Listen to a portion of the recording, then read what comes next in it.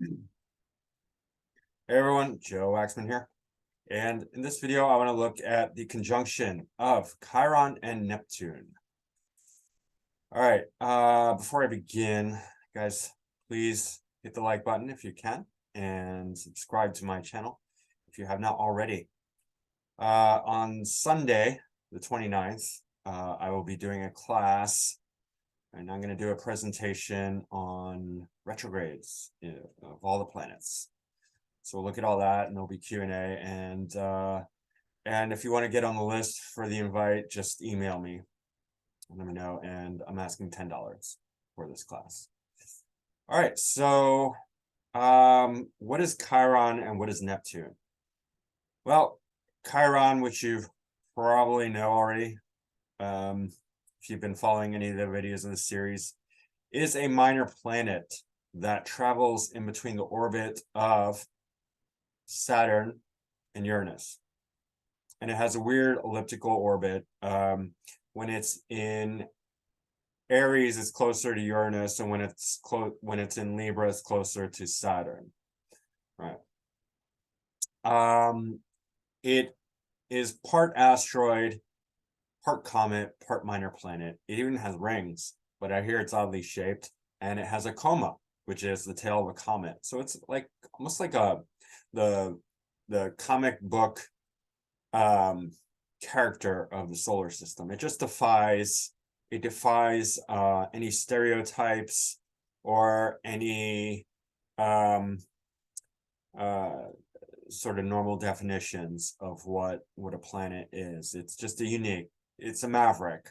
It's on its own. It's doing its own thing. It's completely out of the box, right? So totally unique. And mythologically, Chiron is a centaur, but he's a different centaur. He's full human body with a horse growing out of his rear, right? And because of this, his mother rejected him at birth. And he was not like the other centaurs. The other centaurs were very aggressive, love to fight and have sex, and very kind of low vibe. He was very spiritual, and a teacher and a philosopher and an astrologer and a mystic and basically a shaman. He was very good with all medicine and healing and herbs, right? So just totally unique, like really independent, very out of the box, very defying any sort of classifications. One of a kind, really. And then he died because he was hit with a poison arrow in the foot or the ankle, not sure which, by Hercules, because Hercules asked him to make a poison because he was very good with herbs and medicine of all kinds. And he did, and then Hercules was fighting an enemy, and one of the arrows hit Chiron, and then he died. Otherwise, he would have been immortal. So it's kind of this really interesting tale, really interesting story, Chiron.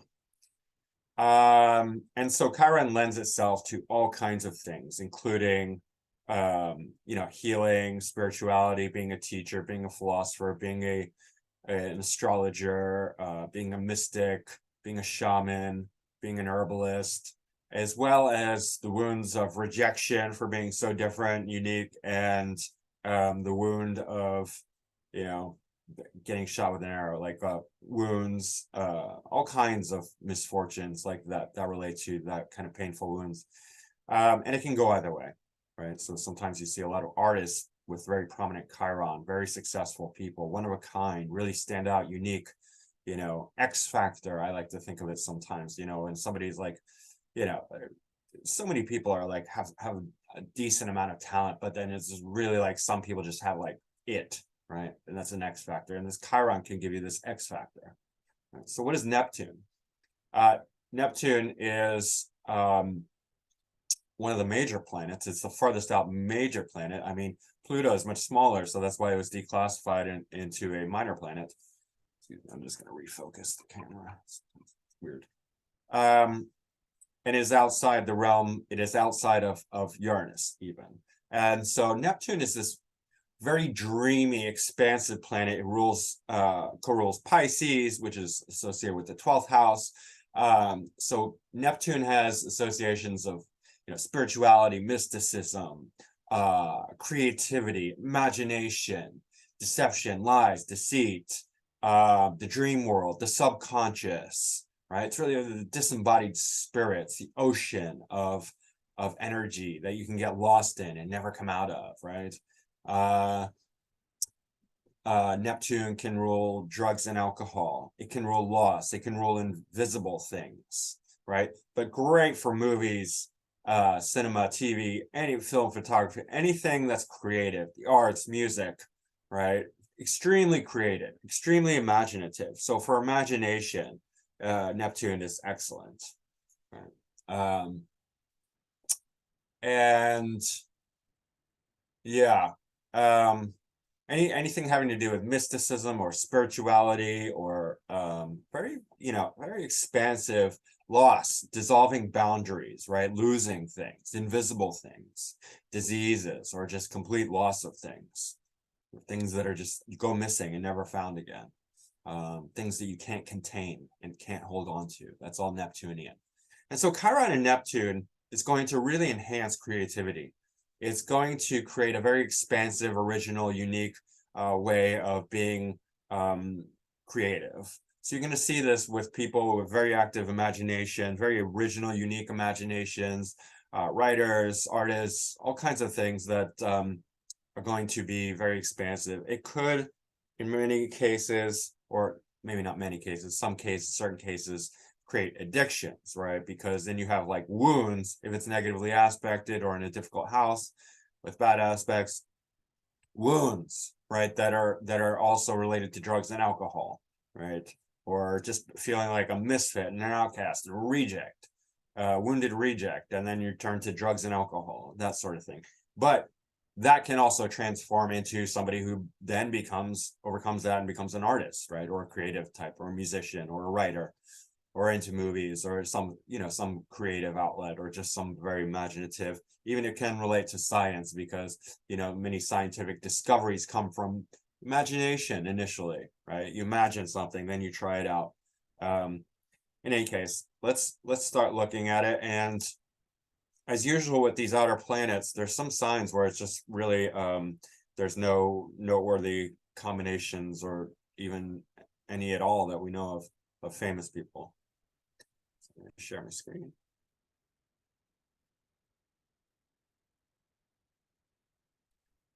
Okay. Okay, sorry, this is not the first one. We have to start with Aries, because Aries is number one.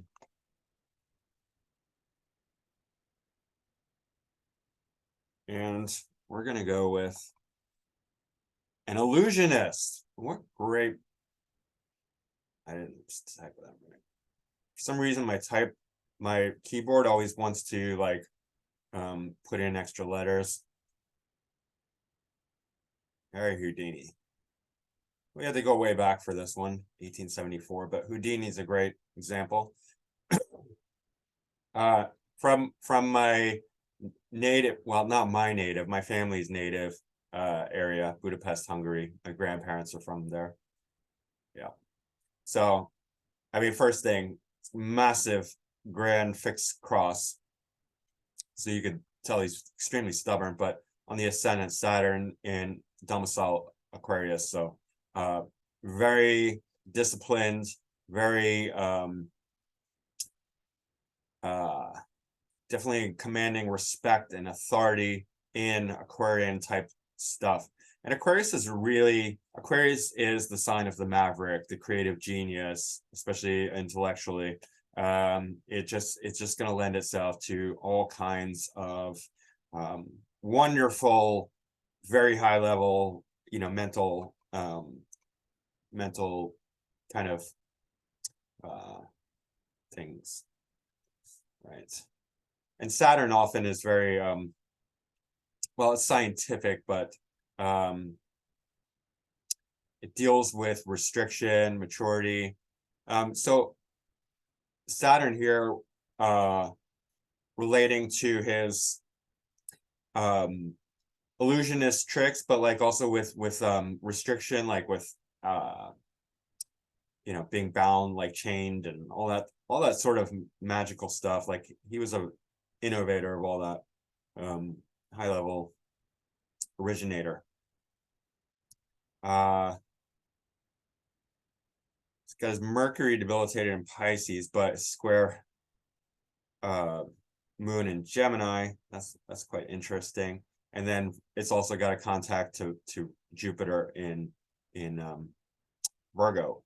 And the significance of that is that this Mercury looks really bad, but then it's getting help from Jupiter and Moon, so it comes out good, right? And so that's sort of like the illusion, like, oh no, Houdini's, tied up in a box and he's gonna die and he's never gonna get out. And then Moon and Jupiter come to the rescue and save him. Right? Sort of like that. Exalted Sun, Venus, Chiron, Neptune in the second and third house, moving into the third house. So skills of the hands, right? So the third house is strong because Sun is bonifying this third house of skills of the hands. North Node Mars. North Node of Mars is I mean, they're very physical. It's a physically obsessive kind of thing. And then also South Node in Scorpio. So it's kind of a continuation because South Node is activating Mars. And Mars is bonifying this 10th whole sign house as well. Uranus is in the 7th, and Uranus is not only the co-ruler of Aquarius, but Uranus would be this very magical element, right?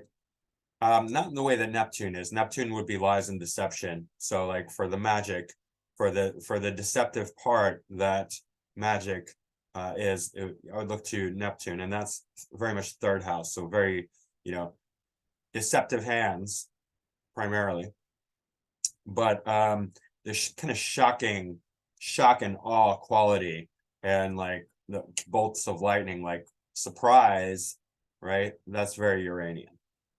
And that's square the nodes exactly, and right across from the ascendant. So it's bonifying the ascendant, and something it's kind of like this obsessive quality. Anything that's square the nodes, it's South Node relates to the first half of life, North Node relates to the second half of life. Square the nodes is relating to both, but in a kind of tense way, something that they have to work for and struggle for.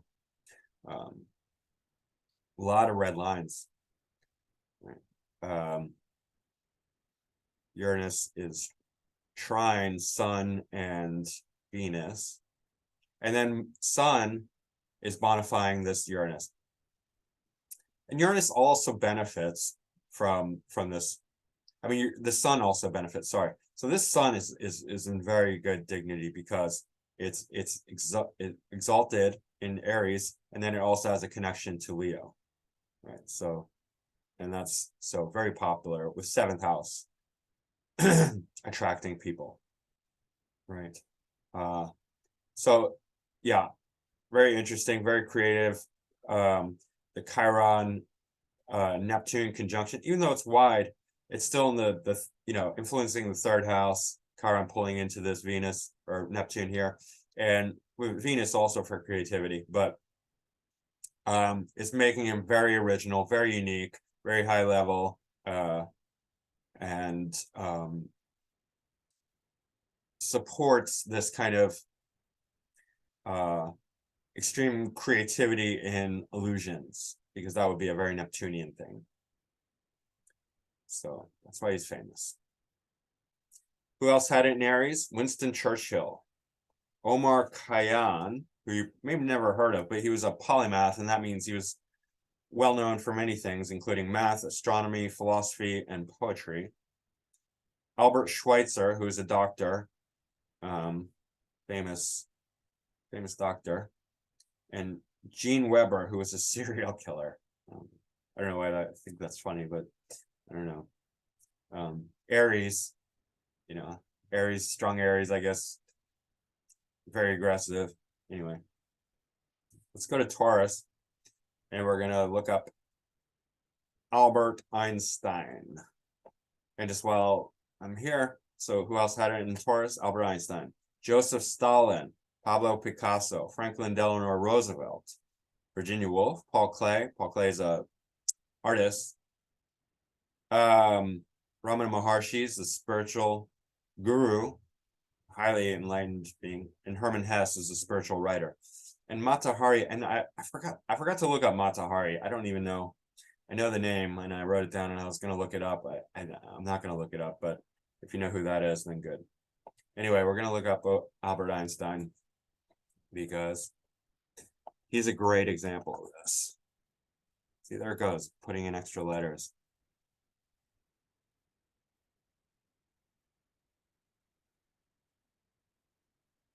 All right, Albert Einstein.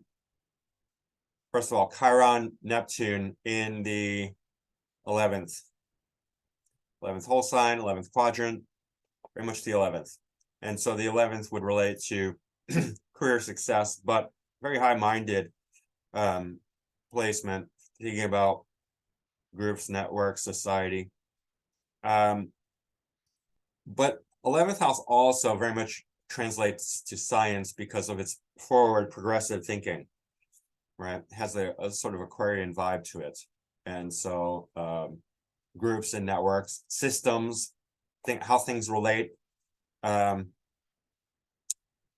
house is a very intellectually creative mind, or house. And this also relates to his sun, because his sun is in Pisces, Neptune's co-ruling Pisces, and his MC is in Pisces too. So this is relating to his connection to the world, his worldliness, as well as his career, his public image, Neptune, because Neptune's co-ruling Pisces. It's Jupiter as well. Jupiter's in Aquarius, Neptune's in the 11th house. So they have this strong Aquarian vibe to Albert Einstein. And that's this very high level complexity. Right?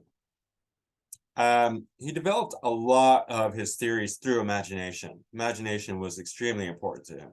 So that's not only Sun in Pisces, but Neptune, Chiron and Neptune. Very original thinking, very unique. North Node in Aquarius, 8th house. 8th house is also digging deep, right? Going deep into separating things. 8th house, Scorpio, wants to take things apart, right? You know, an 8th house person might want to take a clock apart to see all the little pieces, but they're also going to want to take somebody's mind apart, not physically, well, sometimes physically, but psychologically. Or in the case of astrology, we're taking apart the relationship with the planets and human affairs and psychology, right? Mars is in Saturn sign. Mars and Saturn actually have a mutual reception. So this Mars is very, very strong. Mars is exalted. And it's trine Pluto, which is the co-ruler of Scorpio. So it's a very deep thinking Mars, quite aggressive. Mars is not usually the planet of high intellect, but it can, especially for like kind of mechanical thinking. Like engineers will probably need a strong Mars, a bit more physical kind of thinking ability. And so it does translate to science, I think, very much, especially in Capricorn, which is Saturn ruled. And Saturn is a very, Saturn usually relates to scientific kind of thinking. Of course, Saturn and Mercury are conjunct. So that's a very scientific combination, right? And even though he's Sun in Pisces, his Mercury is in Aries. So it's not, if his Mercury was in Pisces, he would not be a scientist. He'd be more of an artist or a mystic. Right, might be a little crazy too. It happens. Uranus also in Virgo in the 3rd house, so that's very intellectual kind of brilliance and originality in thinking. Yeah. What else? Moon trine Venus, that's also very creative. In any case, let's see here.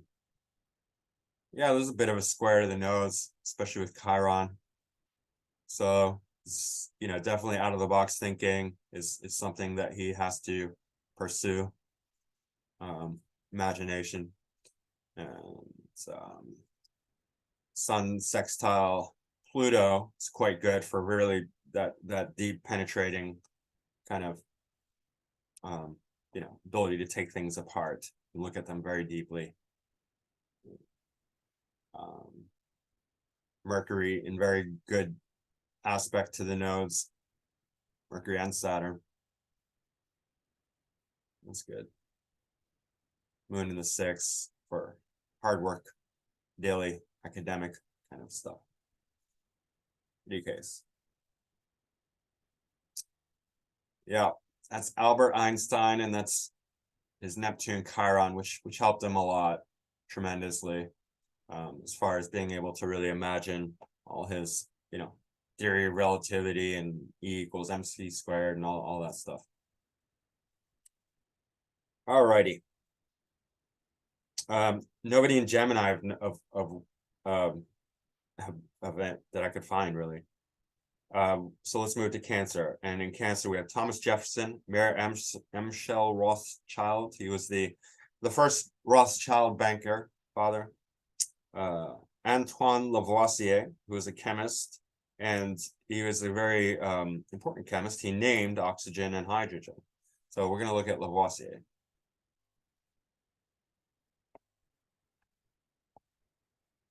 I'm not going to spell Lavoisier.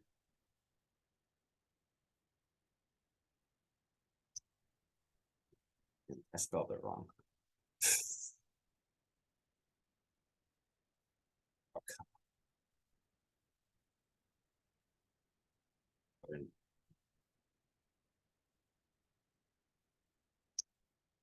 I not save it?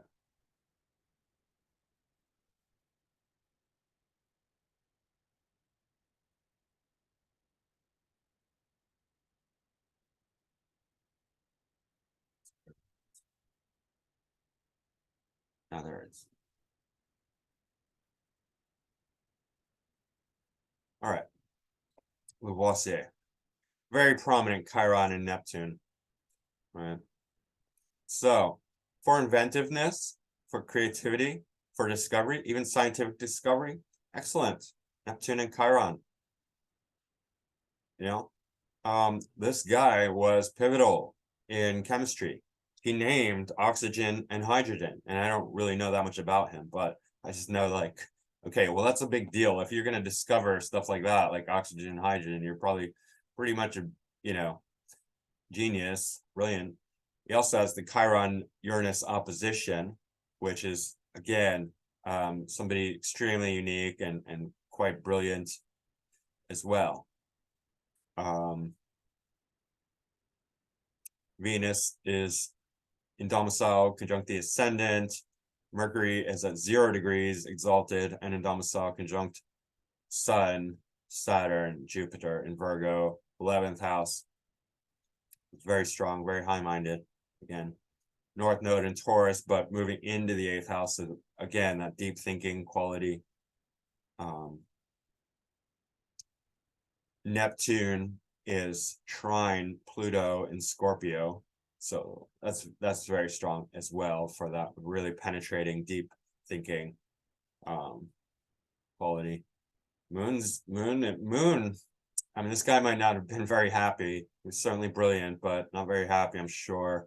This moon's conjunct Pluto, South Node, Scorpio, in Scorpio, in the 2nd house. So definitely potential for mental illness.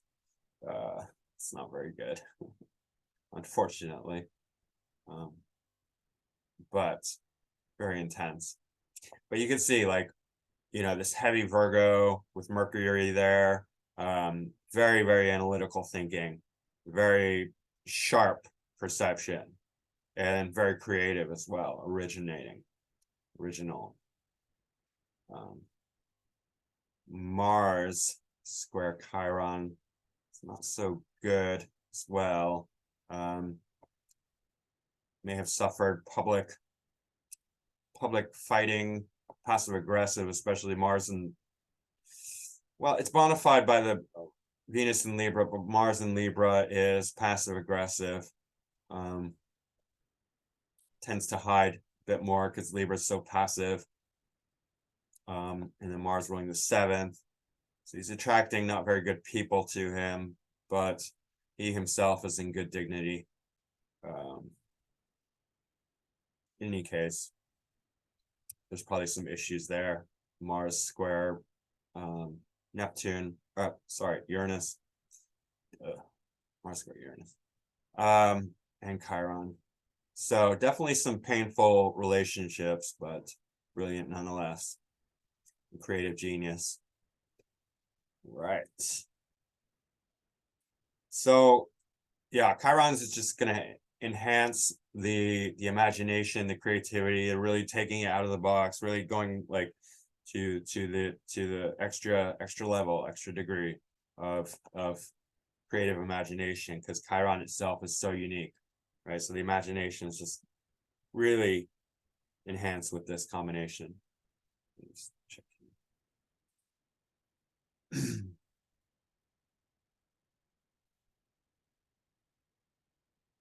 All good.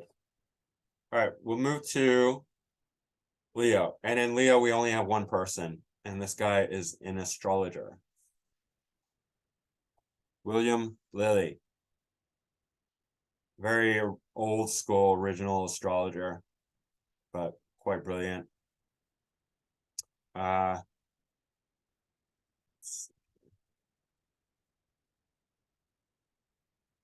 Neptune is stationary in Leo, Chiron. So very heightened creativity. It's in the 6th, close to the 7th, but very sort of mundane, daily, very creative. Neptune does relate to astrology in the sense that it's so mystical, it can't even be psychic. It's just tapping into the other world. So that's quite good. Mercury is conjunct Uranus, and that's a brilliant combination. Venus in Taurus conjunct the Sun. Perhaps quite indulgent, but opposition to Saturn in Scorpio. Scorpio, again, for astrology. Yeah, that's going to sort of ruin the tendency to be very like sort of Taurian Venus, indulgent, kind of, lazy, just foodie, eating, wanting money and good life. Saturn and Scorpio opposition tightly. That's gonna put a damper on all that. Saturn and Scorpio is like so intense because Saturn's restriction and authority and denial, and Scorpio is like they're like deep and gritty and raw. Like this is a very heavy dark combination. So like yeah, he wants to sit back with his good food and wine and indulge, but he can't really very much because he has this Saturn opposition. So it's like he's constantly running into like this very like deep intensity that needs to be fulfilled. Plus his moon's in Capricorn, so he's not very emotionally satisfied either. He's driven to deeper things. Jupiter is ascendant lord, also his MC lords in the 8th house in Libra, but still 8th house, so deep thinking, and it's square the moon. Square the moon's not bad, but moon's already in Capricorn, so he's probably,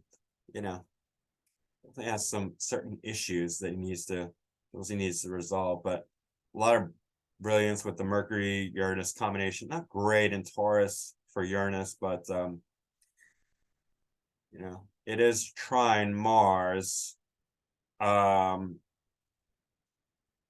in Virgo, I should say, and Mercury rules Virgo, rules in its domicile. So that's actually good for Mercury.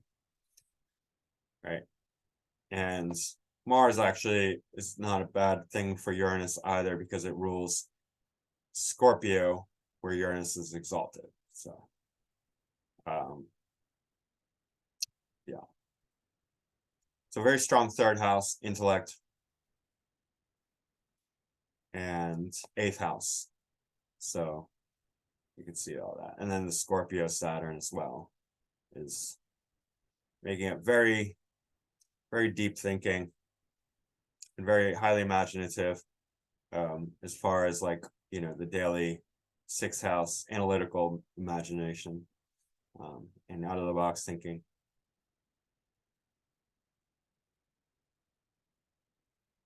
And this Pluto actually has a trine to Neptune and Chiron again, so that's very relating to the deep kind of astrological thinking.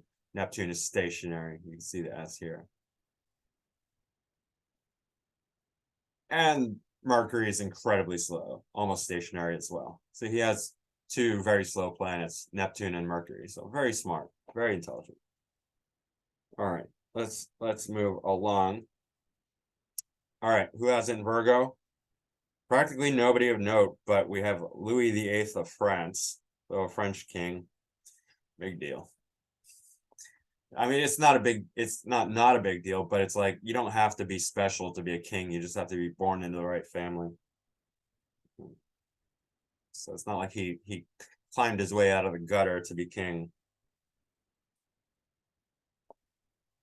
We will go to Libra. And who has in Libra? Your favorite president, Donald J. Trump. Bob Marley, Sylvester Stallone, George W. Bush, your not favorite president. Cher, Goldie Hawn, Neil Young, Helen Mirren, Mia Farrow, Danny DeVito, and like so many others that I just like stopped writing because this is too much. And that was not the most recent conjunction of these two. I think the most recent was in Pisces. Before that was Aquarius, but I think before that it was Libra. So in any case, let's go to Bob Marley.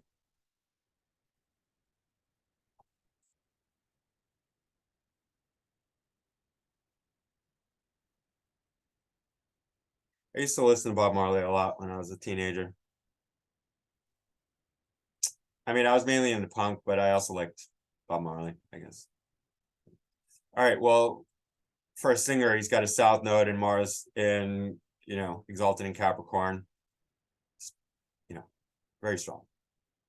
Even though Saturn's disposited, it's in Cancer, and that's not great. But let's see. Saturn does have a square to Chiron-Neptune in Libra, so that's a sign of exaltation. And Venus also in domicile in Libra. So this Chiron-Neptune in the 10th house, very strong. All right. MC Lord in the second quadrant, Mercury in Aquarius, Sun in Aquarius, third expression. Jupiter ruling the ascendant squarely in the 10th house. Jupiter usually brings success. Right. And then we got a Moon Jupiter really strong sextile. But neither of these planets are in good dignity. So Jupiter is not in good dignity.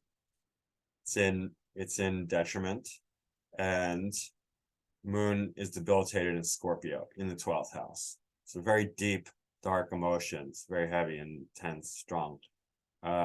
He's got this really intense T square. North Node in the 8th house, activating this Saturn in detriment. Right? It's not very good. Yes. Mars has a sesquisquare to Uranus. It's also accidental because Uranus is accidents when it's badly aspected. So certain accidents can happen, unfortunately. But he's got, so he's got a lot of good, like, especially with the second house, like Chiron, Neptune, or trining Mercury, especially Chiron, Jupiter, trines Mars.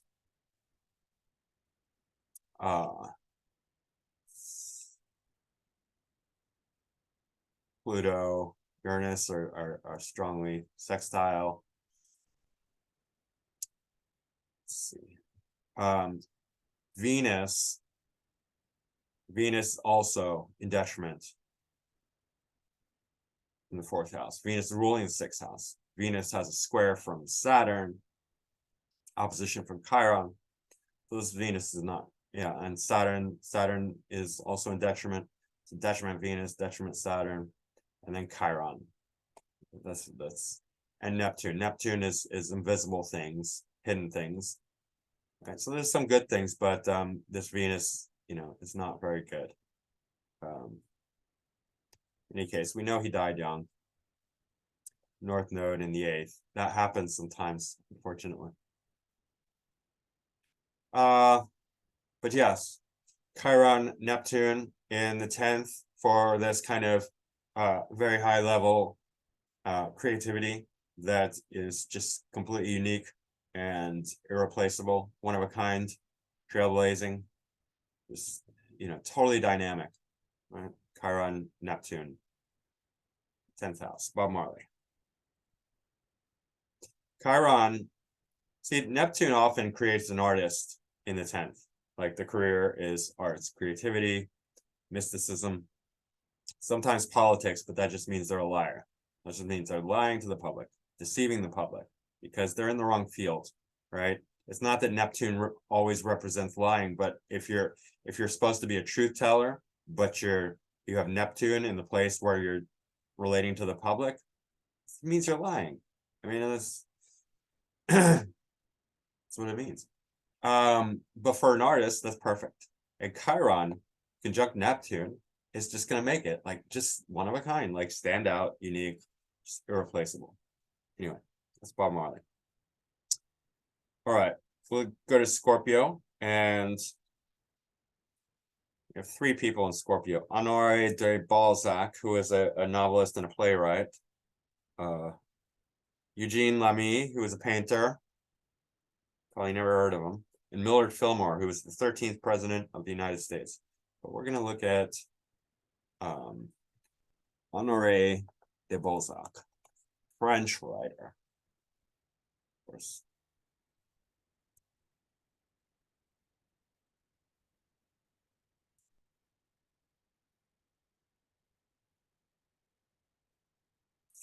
All right. Now he was quite a successful, influential playwright. He was early on, 1799, right? It was Grand Water Shrine.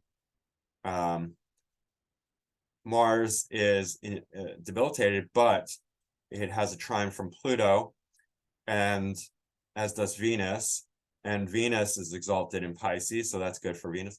And then Chiron is in Scorpio, so this Mars-Venus conjunction, which Mars-Venus conjunct anyway, is great for the arts and creativity. Great for physicality, right? Mars-Venus people can really develop their physique, their sexuality, very attractive people, very passionate, great for the arts. But it's bonified by this Pluto and this Chiron here, and also South Node in Neptune in Scorpio as well. So that's 11th house, career success. Stationary Mercury for writing, conjunct the North Node and the MC. It's like, wow, this guy was born to be a creative, Taurus creative writer. Mercury, stationary. Sun in Taurus. Jupiter in Gemini, again, for writing. Right? Brilliant. Sun as the MC Lord, 29th degree of Taurus, 10th house, very strong. Uranus in Virgo, trine. I mean, it's going to connect loosely to this Mercury. Mercury is bonifying this Uranus in the 2nd house. So again, for like his voice, his sensuality, 2nd house. 2nd house comes through even in writing, because it's not just your spoken voice, it's your internal voice as well.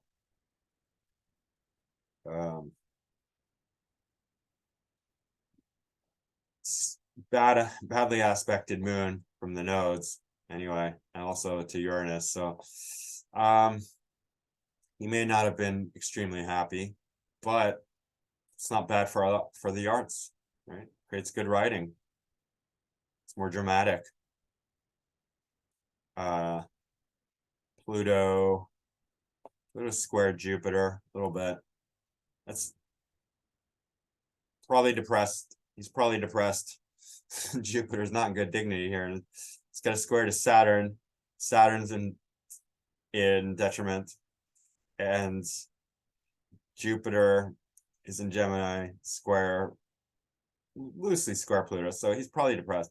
But the Pluto in the 7th gives great psychological awareness of other people. And that's one of the things that he was known for, is like being able to really humanize the people in his books and plays. And that is a Pluto, especially part of this grand water trine in the 7th, his ability to understand people, psychologize them.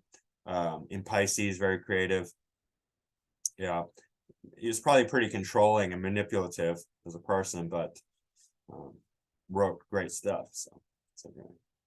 In any case, Chiron, Neptune, South Node, 4th house, high level creativity, very deep, penetrating, but also like his ability to 4th house would represent the homeland, and so being from France, he would be able to imagine the landscape of his books and plays very creatively, but deeply and imaginatively, right?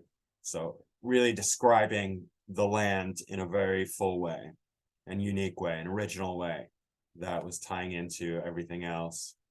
So it's quite good, again, for that creativity. All right, so that's it for Scorpio. Sagittarius, we have Caligula, the 3rd Roman emperor, and we're not going to look at his chart because who cares?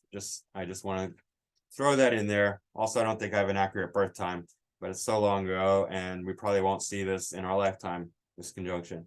The next is Capricorn, and nobody in Capricorn.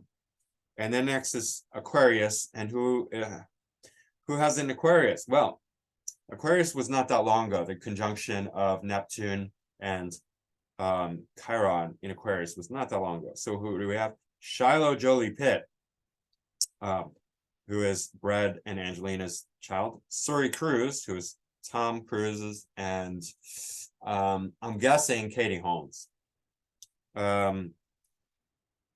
Vivian Marceline Jolie Pitt, so another Brad Angelina baby, and Knox Leon Jolie Pitt. So basically, celebrities' babies in Aquarius. And who has it in Pisces? Ivan the Terrible, one of the Tsars of Russia. Northwest, who is Kanye West's child. Lots of celebrity babies. And John Dee, a polymath, astronomer, astrologist, and occultist. So he was all into all kinds of stuff. But we're going to look at Ivan the Terrible as the last one. And Ivan was not terrible. That's a mistranslation because it's in Russian. But what it means is like the formidable, the scary, the terrifying to his foes, because he defeated a lot of enemies, right? So it's not like he was a terrible person, although he was pretty fighty and pretty aggressive and crazy. But as far as I know, never met the guy, but I just, that's what they say. In any case, Sun conjunct Mars, that's the first thing. 7th house, but moving into the 8th house in Virgo. So this is a very fighty, aggressive combination, right? Because Virgo, we don't normally think of Virgo as being very aggressive, but it does have Virgo has two sides. One side is service to others. The other side is sort of fighting for equality, right? Because Virgo is not the sign of equal relationships. That's why Virgos tend to serve other people. They like to serve because they're coming underneath. But sometimes Virgo, especially a Mars in Virgo, Mars conjunct the Sun in Virgo, moving into the 8th house, bringing in some of that 8th house quality, wants to fight for equality. He's like the underdog. And so he's like, look, we're going to be equal. I mean, like, I feel like I'm coming underneath you, but I don't want to. So I'm going to fight for that title. So Mars Mars does very well in the sixth house, and it has, special, kind of grit and fight in Virgo, especially conjunct the sun, tightly conjunct the sun. It's also got a sesquisquare to Pluto, and Pluto is more connected to the sun, but close enough to Mars. Mars in square, semi-square, sesquisquare to Pluto is highly aggressive, highly competitive, and wants to fight. And the reason why is, and then not only that, Pluto's in Capricorn, so Mars is gaining strength from this, so is Pluto. They're both benefiting.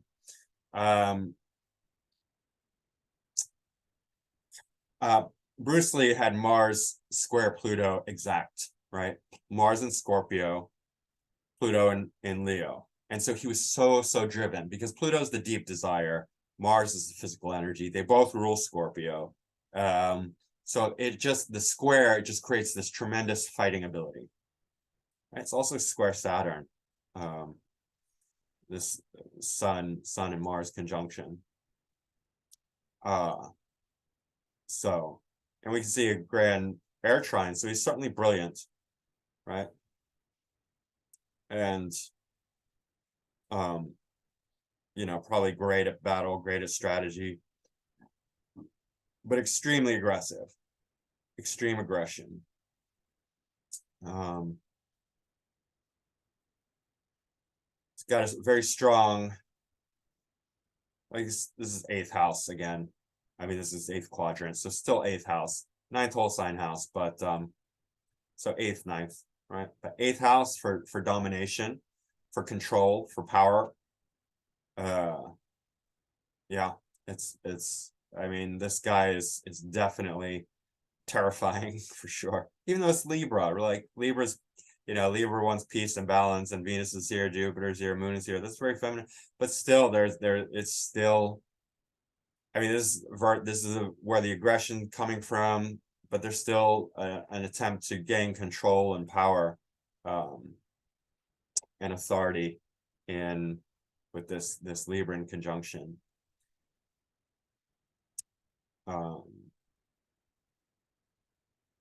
Saturn is bonifying this whole, Venus is bonifying this whole stellium, but so is Saturn, because Saturn's exalted in Libra.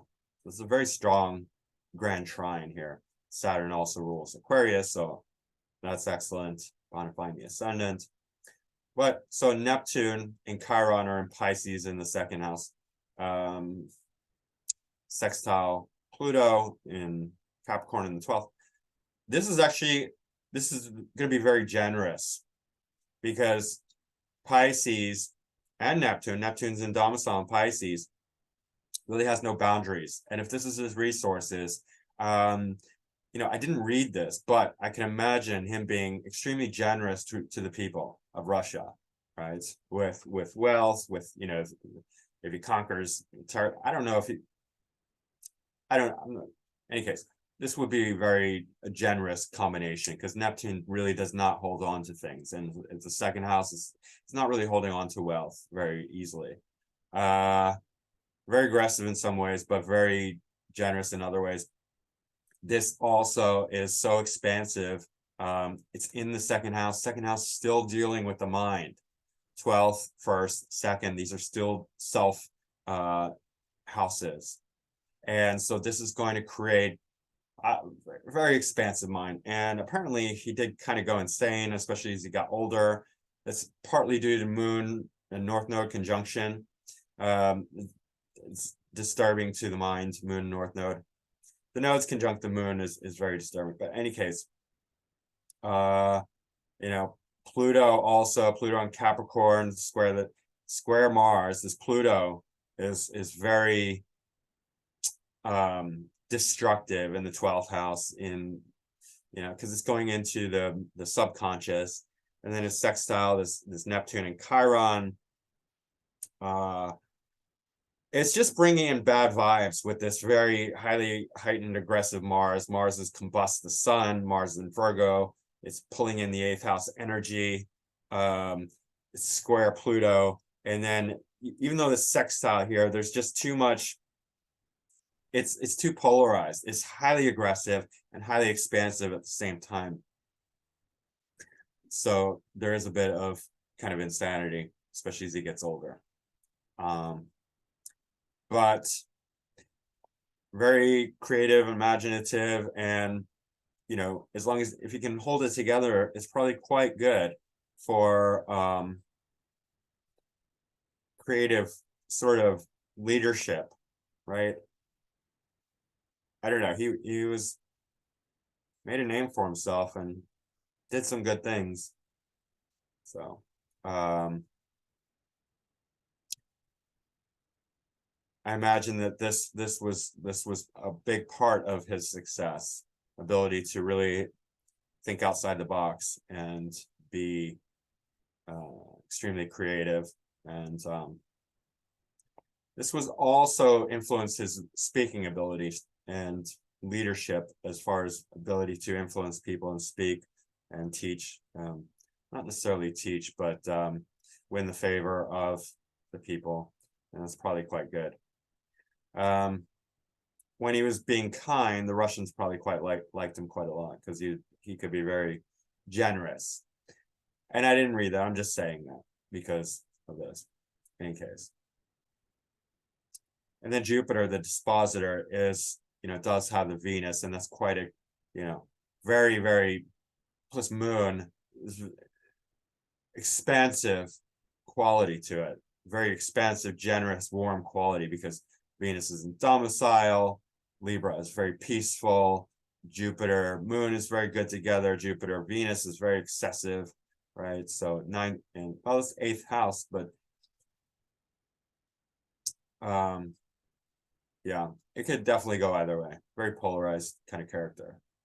And then Uranus is square Jupiter and Venus, so that's quite shocking. Anyway, very interesting. Shocking in the 5th house. Actually, that's really interesting, because I heard one of the things I read is that he murdered his son in a fit of rage, and that's Uranus in the 5th house with this square. So somehow it's translating, even though this is not, Cancer. I mean, it's not highly, well, Cancer can be aggressive. And I guess Uranus in Cancer has a bit of the Mars in Cancer vibe, where it's just too emotionally charged. So like an emotional accident involving his child, carrying this highly aggressive Sun and Mars. Mercury's very slow in Leo, so he is very, very intelligent. Right. And then Mercury and Sun also trading places. So like strong relationships as well. An ability to speak to people. In any case, that is Ivan the Terrible. And I'm going to end it here with the new Neptune Chiron conjunctions. This again, just to reiterate, high level creativity, thinking outside the box, mysticism, spirituality, potentially insanity, sometimes, especially like in a sign like Pisces, because it's already so expansive, right? And Neptune and Chiron both are very high-minded. So this is like, yeah, if you can't handle that kind of energy, it could lead to sort of, like I said, drug addiction, insanity, right? But if you can hold that energy, it can be great for creative, imaginative purposes. All right, guys. Hope you enjoyed this. Please hit the like button. Leave a comment down below. Let me know what you think. Subscribe if you haven't already. Come to my class on Sunday, the 29th. Retrogrades is the topic. And book a reading with me, macroastrology.com. That's my website. Macrogoldmachine@yahoo.com is my email. And I will see you again soon. Thanks, bye.